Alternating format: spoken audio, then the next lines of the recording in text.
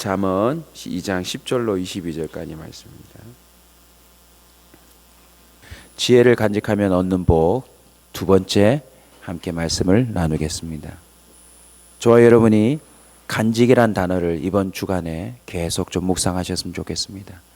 우리는 지금도 집에, 또 자신의 마음에, 또 자신의 주머니에, 또 자신의 가방 안에 계속 뭔가를 간직하고 있습니다. 기본적으로 지갑, 휴대폰, 차키 이런 등등한 것을 간직하고 살지요. 그러나 무엇보다 우리는 지혜를 간직해야 될 줄로 믿습니다. 하나님의 말씀 잊어버리지 않도록, 하나님께서 우리에게 주셨던 깨달음들, 또 그 귀한 은혜들 잃어버리지 않도록 우리는 계속 주야로 묵상하고 간직해야 될 줄로 믿습니다. 그리고 이 간직은 단순히 보관만을 말하는 것이 아닙니다. 그 위에 또 쌓는 것을 말합니다. 우리는 멈추지 않고 지혜를 쌓아야 될 줄로 믿습니다. 그 지혜를 쌓아 간직하면 어떤 복을 누립니까?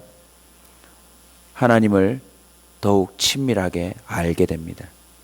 그리고 그 친밀함으로 말미암아 하나님이 인도해 주시는 그 보호함을 받고 길로 가게 되는 것입니다. 오늘 세 가지의 복을 또 소개할 수 있습니다. 그 첫 번째는 바로 즐거움입니다. 즐거움. 지식이 내 영혼을 즐겁게 할 것이요. 어떤 즐거움보다 좋은 것이 바로 영혼이 즐거운 것인 줄로 믿습니다. 결국 영혼이 즐거운 게 가장 좋은 것입니다. 어른들이 세대를 이어가며 우리에게 전수해 주고 있습니다. 마음 편한 게 최고다. 마음 편한 것이 최고다. 결국 영혼의 즐거움이 최고의 가치로 치는 것입니다. 그런데 바로 이 즐거움이 지혜를 간직할 때 주어진답니다. 시편 기자도 5편 11절에 이렇게 증언하고 있습니다. 주께 피하는 모든 사람은 다 기뻐하여 주의 보호로 말미암아 영원히 기뻐 외치고 주의 이름을 사랑하는 자들은 주를 즐거워하리이다. 아멘. 이 세상 가운데 즐거움을 찾을 때에 언제나 우리는 하나님을 찾아야 될 줄로 믿습니다. 하나님을 찾으면, 하나님 앞에 나오면, 하나님께 피하고 내 모든 것을 맡기면요, 우리의 영혼은 즐거워할 수 있습니다.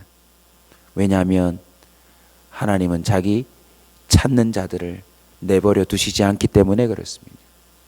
하나님은 완전한 분이십니다. 하나님은 완전한 실패하지 않는 사랑의 소유자십니다. 그래서 자기를 찾는 자에게 이 즐거움을 제공해 주시는 것입니다. 하나님이 뭐라고 하셨습니까? 수고하고 무거운 짐진 자들아 다 내게로 와라. 내가 너희를 쉬게 하리라. 할렐루야. 주님은 당당하게 이렇게 말씀하십니다. 항상 기뻐하라. 범사에 감사하라. 주님은 자신이 있으십니다. 저와 여러분이 오늘 하루도 온종일 주님을 찾고 주님을 붙들면 우리 영혼에 그 즐거움을 맛보게 해주실 줄로 믿습니다. 지혜를 간직하면 얻는 복 또 하나는 바로 건짐받음입니다. 건짐받음. 여러분 모세의 이름 뜻이 뭐죠? 물에서 건져내다.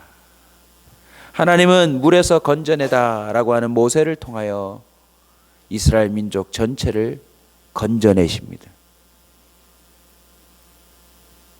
홍해 바다를 건너게 하시고 광야에서 건져내시고 이길 수 없는 전쟁에서 건져내시고 또 망가져버린 그 열왕기 상하의 그 남북 그 타락함에서 주님은 또 예수 그리스도를 통해서 건져주시더라는 것입니다.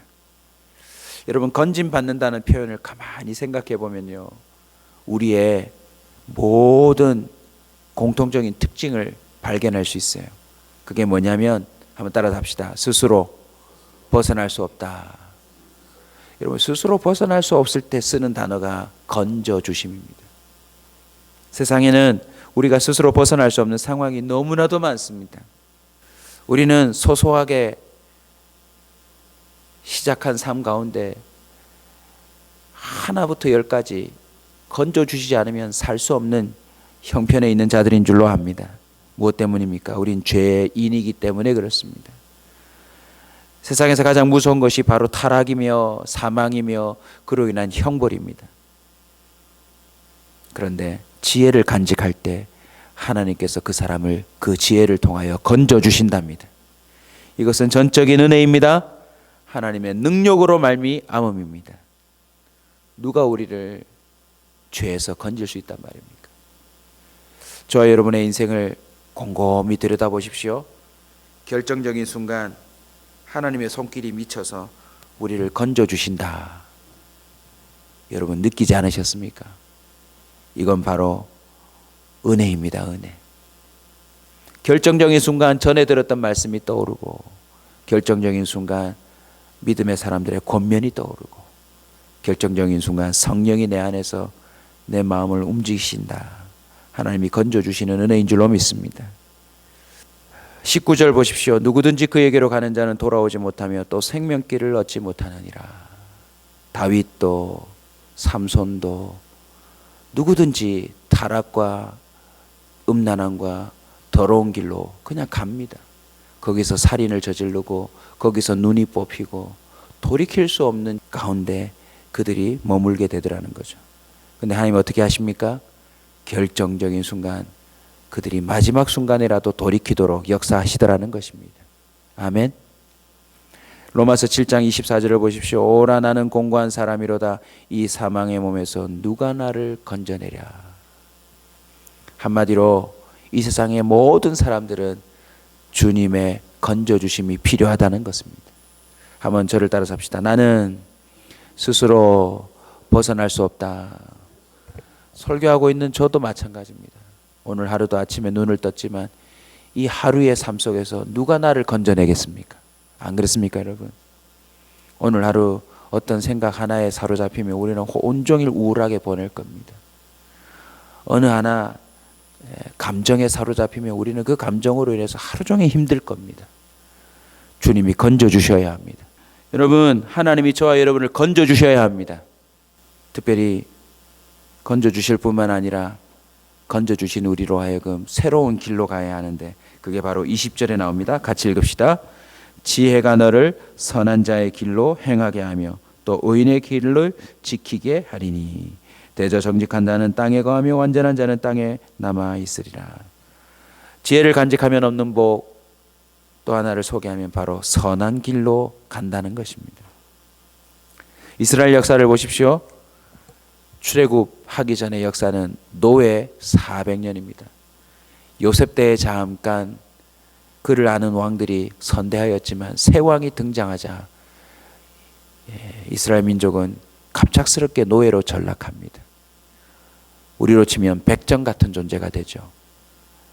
애굽 사람들이 싫어했던 짐승들을 치는 목축업자들이었으니까 갑자기 노예로 전락한 거죠. 그런데 목축업자들이 나중에는 뭘 합니까? 벽돌 굽는 자들로 바뀝니다. 아마 피라미드 건설하는데 아마 애굽 왕의 그 말도 안 되는 통치에 수많은 사람들이 희생당하고 동원됐을 것입니다. 그런데 하나님이 어떻게 하십니까? 그들을 건져내십니다. 그들에게 광야 한가운데서도 하늘에서 먹을 것이 떨어지는 즐거움을 제공하십니다. 무기 하나 제대로 변변치 않게 있는데 손을 들면 전쟁에서 이기는 즐거움을 주십니다. 홍해를 건넌 이후에 그들이 춤추며 노래하며 하나님을 향하여서 점프하는 것을 펄쩍펄쩍 뛰는 것을 성경은 증언하고 있지 않습니까?